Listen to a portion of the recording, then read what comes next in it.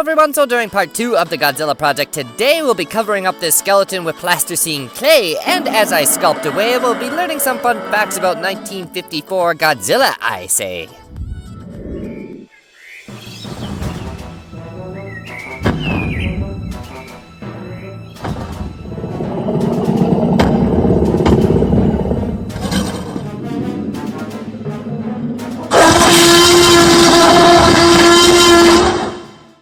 So to start this video off today, we still have a bit of work left on this skeleton, you could say, where we need to make sure that these back plates are going to actually stay. So we'll be painstakingly gluing them in place, I say, one by one today, and then once that is done, I say, we'll be moving on to, well, some oven-baked clay to sculpt around the edges to make sure it will, in fact, stay. But once we get all the plates in place today, then we'll be on to the plasticine clay, where I'll be sculpting away on different various layers of clay, you might say. We start off with a thin layer of clay, and then we build up to, well, heading to the gym with Godzilla, you could say. But I think it's safe to say none of my dinosaurs will be spotting him that day. So apart from the agenda on this video today, as I sculpt away on Godzilla today, we'll be discussing 1954 Godzilla, you could say, and unfortunately, things tend to get a little dark, I say.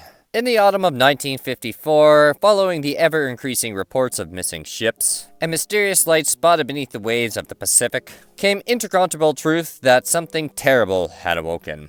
And for millennia, it lay dormant, one of the last survivors of a time when the Earth was still young, and monstrous creatures that fed on the radiation of a newborn world. But atomic testing had disturbed it from its long slumber, and all of mankind would forever live in fear of the name Godzilla. Gigantic and nearly indestructible, Godzilla was the first recorded example of a new kind of monster, which would become to be designated as kaiju. At over 50 meters tall and weighing in at 20 metric tons, it was by far the largest living organism that had ever been discovered up till that point, and defied most traditional attempts at classification of a species at the time. But what else could I possibly say about Godzilla that hasn't been said a million times already? The film is the granddaddy of all kaiju movies, and created a genre that influenced Japanese cinema in ways that are still felt today. It's one of those lightning in a bottle type movies, where various creative forces come together to create a work of art that changes everything. Gojira is about the end of the world if the end of the world came in the form of a giant radioactive dinosaur. It of course sounds a little silly on paper, but like all good ideas, it's the execution that matters. And here it's almost executed flawlessly. And the result is a timeless classic that spoke to an entire generation, allowing them to consider and cope with a national tragedy that still stung and lingered in their minds. Now, none of this would have been possible without the talents of the cast and crew both on and off the screen. Drawing from his own experience during the war, the director Ishiro Honda brings a earthy, documentarian style to the film, making it feel more believable and thus that much more haunting.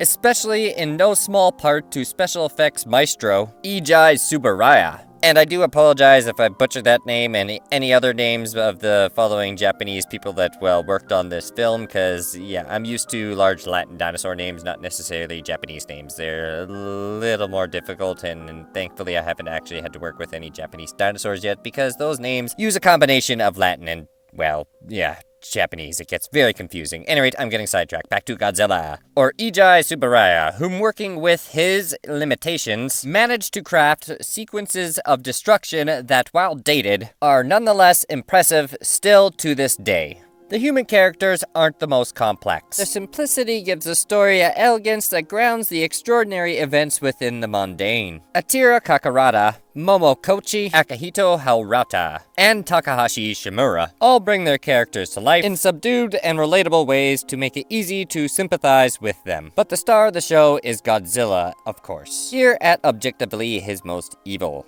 as a fire-breathing dragon of mass destruction, who rises from the depths with apocalyptic intentions. This film will go on to introduce everything that defined the monster. His iconic look, a mutant crossbreed between a T-Rex, Stegosaurus, and a Guanodon. His atomic breath, able to set ablaze anything it touches. His invulnerability, his unlimited potential of atomic power made in flesh. And of course, who could forget his earth-shattering roar? Created by the always incredible Akira F. Kubi, whose musical compositions bring the film to the stratosphere, giving Godzilla an instantly rememberable theme that you will catch yourself humming.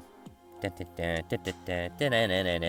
better not do that because I might get copyright strike. With so many films in this franchise, many of them being colorful, funny, fun, and shocky, it can be shocking for the uninitiated to discover how dour and melancholic the original film is. Not content with being another by-the-numbers monster flick, Gojira is a mood piece that uses the blockbuster format to explore the then modern-day concern over mankind's pursuit over the next big superweapon, and the dangers of atomic power. As his name suggests, Godzilla is a living deity, a being sent to punish us for the sins of his creation. Man, woman, or child, it doesn't matter. All are guilty. So the film doesn't end with the beast dead, the city saved, and our hero victorious. While Godzilla does die, his death casts a dark shadow over humanity. What hope do we have when great men unwillingly create superweapons? How can we survive when we have the power to create monsters? Gojira isn't your average Godzilla movie. It isn't even your average monster movie. It's something more. It's a legitimate work of art with a message and a heart that happens to feature one of cinema's greatest fictional characters. And with that, I think it's safe to say, in over 60 years, it still doesn't get much better than the original Gojira. Now for my personal thoughts and opinions on the film. Now, I did kind of grow up watching a lot of the, earlier renditions of Godzilla, so to speak, a lot with the Suitmation and a lot of the more fun, perhaps, themed films in comparison. And I am unfortunately kind of one of those mundane people who are kind of unaware of this topic before diving into it, and yeah, not gonna lie, I was a bit shocked to say the very least. It's not a very light subject. From no matter what end you really look at it, from the scientific aspect, because the guy that created it isn't very proud of what he's created. I will quote him, I've become death, destroyer of worlds, and while he's making that statement, you could clearly tell that the man is not proud and is very, very distraught and I feel so bad for that man alone, and not to mention the people that had to go through the experience of, the bombing itself. I just personally can't imagine that. And it's just, unfortunately, kind of a bad stain on human history as far as I'm concerned, and probably should have never really taken place. I mean, I do understand it gets very political, which I really don't personally want to get into, obviously, on this channel, because it's meant to be a little more lighthearted and fun. However, in this situation, it's a little hard to be.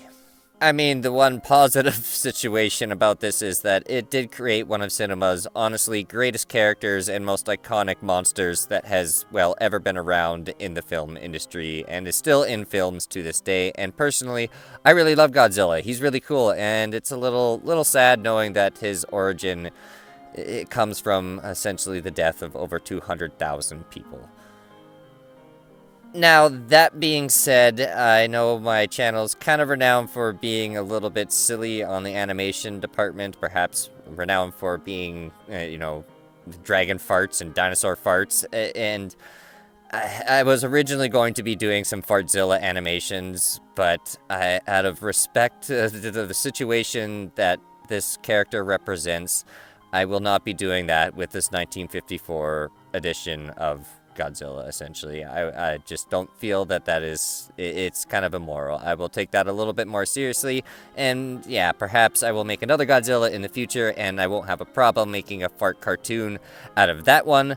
However, not the original. That just doesn't seem very respectable. That being said, definitely means I have my work cut out for me when it comes to storyboarding for this character. However, I will be doing some probably test animations with, well, him shortly after this creation. So there's that to look forward to, and I won't be making that stuff dark. I'll be having a little bit more fun and essentially just focus on making the character look as cool as possible.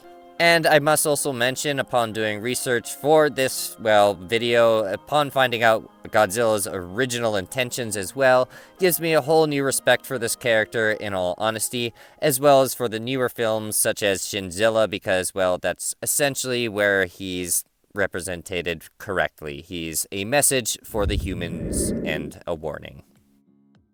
Now, I believe I said this was going to be fun facts, and unfortunately I don't think they were very much fun, but now it's time for the build rundown. So on this kaiju-sized project today, we got most of the sculpting out of the way, I'm proud to say. Where the only evidence left of that skeleton today are those back fins, I say, and oh my god, I am glad those are, well, actually almost over with.